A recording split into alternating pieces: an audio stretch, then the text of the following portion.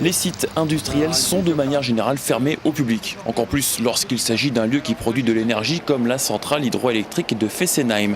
Mais pour EDF, il apparaissait important de dévoiler certaines coulisses, de faire découvrir le pouvoir de l'eau et la manière dont est produite cette électricité que l'on qualifiera de renouvelable, comme l'énergie qu'il a créée. Mais si on ouvre le site, alors il faut l'ouvrir à tous, y compris les personnes à mobilité réduite ou porteuses de handicap. Je vous invite maintenant à rentrer dans le hall de manutention pour commencer la visite. L'usine, c'est un milieu industriel, c'est un milieu qui présente des risques. Donc il a fallu adapter, trouver des solutions innovantes aussi pour pouvoir faire circuler tout type de handicap, puisqu'il n'y a pas que les personnes en fauteuil, les personnes malvoyantes également. On a dû adapter, mettre des reliefs au sol, mettre des bandes réfléchissantes et puis aussi adapter le discours de visite pour les personnes qui ont des problèmes auditifs. Donc on a élaboré des dispositifs qui permettent aux personnes d'être entendues. Il y a une interprète en langue des signes qui est présente aujourd'hui avec nous. Et donc voilà, donc c'est l'ensemble des handicaps qu'on a voulu essayer de couvrir sur cette visite. Et puis ça s'arrêtera pas là, puisque l'usine de Fessenheim, on aimerait qu'elle puisse être une référence dans ce domaine-là. Ça marche très bien avec la Maison des Énergies, qui est tout à proximité, qui a obtenu le label Tourisme et Handicap, et qui est un site remarquable en Alsace dans ce domaine-là. Et puis à l'avenir, c'est-à-dire l'année prochaine, une journée, le 18 mars 2017, qui est consacrée à EDF Handicap, et pendant laquelle on aimerait faire quelque chose d'ouvert et d'adapté sur cette usine.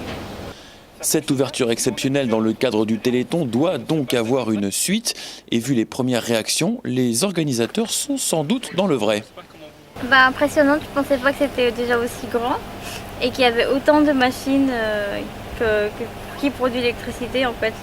J'ai appris quelque chose de nouveau, je ne savais pas que c'était l'eau déjà qui produisait aussi, qui avait une fonction. J'ai appris ça durant cette visite. Moi j'imaginais comme un rond en hauteur. Après je sais pas, j'ai pas vu... Comme un mixeur. Oui voilà.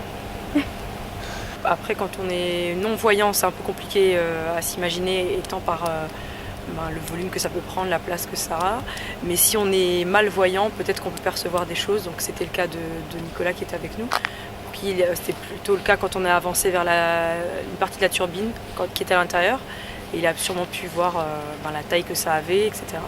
Mais après, les sensations, elles se partagent, même si on est non-voyant, sans les vibrations, sans la chaleur dans le bâtiment.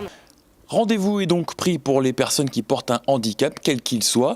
Elles ont aussi le droit de découvrir les coulisses de sites hors normes, comme cette centrale hydroélectrique de Fessenheim. EDF qui espère en outre être suivi dans cette démarche par d'autres entreprises.